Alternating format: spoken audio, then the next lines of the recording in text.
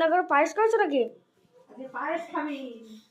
আলু ভাতে দিয়ে বেগুন ভাতে দিয়ে পায়েস খেয়েছিস কোনোদিন? না। খাবি, ভালো লাগবে।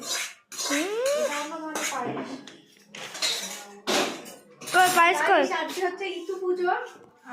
আমাদের 1 মাসের ইতু ছিল, আজকে মানে বিসর্জন হবে। ইতু পুজো করলাম, তো সেই কারণে আজকে সবাই বলে যে আতপ চালে ভাত খায়।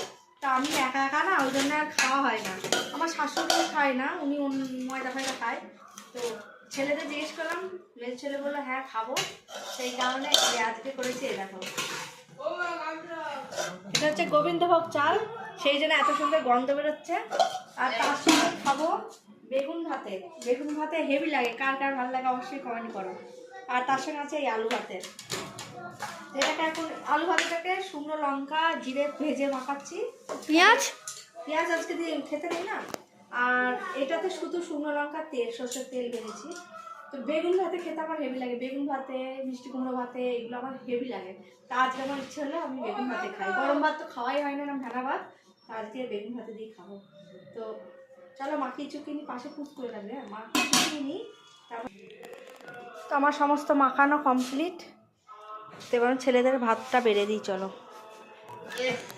কারা কারা আজকে কি খেলে অবশ্যই কমেন্ট করো। এই খাবারটা সত্যি ওয়াও, দারুণ। তো চলো, অনেক দিন পর খাচ্ছি, অনেক দিন পর।